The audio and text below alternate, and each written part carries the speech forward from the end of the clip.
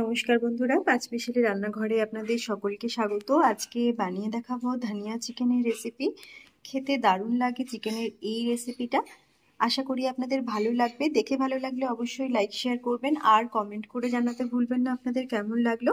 আর অবশ্যই চ্যানেলটিকে সাবস্ক্রাইব করে পাশে থাকা বেল আইকনটি ক্লিক করে নেবেন নতুন নতুন রান্নার আপডেট সবার আগে পাওয়ার জন্য। এখন আমি বানিয়ে দেখাচ্ছি ধনিয়া চিকেনের বানিয়ে দেখাবো ধনিয়া চিকেনের রেসিপি। তার জন্য এখানে নিয়ে নিয়েছি চিকেন 500 গ্রাম, সর্ষের তেল নিয়েছি 6 টেবিল চামচ, নিয়ে নিয়েছি কাশ্মীরি লঙ্কার গুঁড়ো 1 টেবিল চামচ, ঝাল লঙ্কার গুঁড়ো 1 টিস্পুন, আদা রসুনের পেস্ট 2 টেবিল চামচ, হলুদ গুঁড়ো 1 টিস্পুন, নিয়েছি 2 টেবিল চামচ টক দই, স্বাদ মতো নুন, একটা টমেটো টুকরো করে নিয়েছি, এক বাটি ধনেপাতা কুচি নিয়েছি আর 3টে কাঁচা লঙ্কা নিয়েছি। প্রথমেই মাংসের মধ্যে দই দিয়ে চিকেনটা ম্যারিনেট করে রাখতে হবে।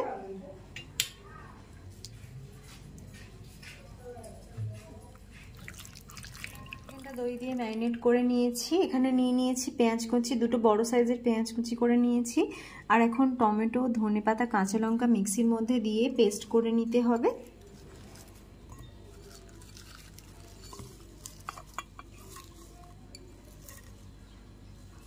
এখন কড়াইয়ের মধ্যে দিয়ে দিচ্ছি তেল। তেলটা গরম করে নিচ্ছি। তেল গরম হয়ে গেছে, এবার দিয়ে দিচ্ছি পেঁয়াজ কুচি। পেঁয়াজটা একটু ভালো করে ভেজে নিতে হবে। পেঁয়াজ ভেজে নিয়েছি, এবার দিয়ে দিচ্ছি আদা রসুনের পেস্ট। আদা রসুনের পেস্টটা দিয়ে একটু কষিয়ে নিতে হবে। আদা রসুনটা কষিয়ে নিয়েছি, এবার দিয়ে দিচ্ছি গুঁড়ো মশলাগুলো।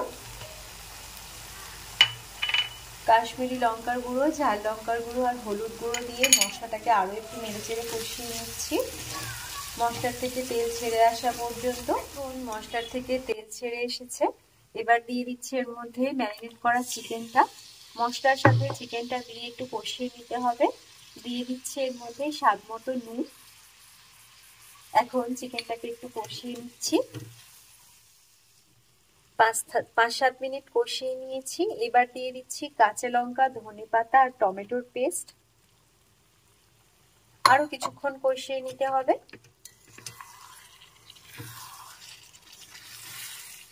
7 থেকে 8 মিনিট মতো কষিয়ে নিয়েছি। ভালোভাবে তেল ছেড়ে এসেছে, চিকেনটা আরো একটু সিদ্ধ হবে, তাই আমি এর মধ্যে জল না মিশিয়ে আরো 5-7 মিনিট ভালো করে কষিয়ে নেবো, যাতে চিকেনটা ভালোভাবে সিদ্ধ হয়ে যায়। খুব ভালোভাবে কষিয়ে নিয়েছি, চিকেনটা একদম ভালোভাবে সিদ্ধ হয়ে গেছে। এখন উপর থেকে ধনেপাতা কুচি ছড়িয়ে দিচ্ছি আর এবার একটু নেড়ে চেড়ে চিকেনটা একদম রেডি হয়ে যাবে। গ্যাসটা আমি অফ করে দেব। একদম রেডি হয়ে গেছে ধনিয়া চিকেন রেসিপি। আপনারাও ট্রাই করতে পারেন রেসিপিটা, আশা করি অনেক ভালো লাগবে।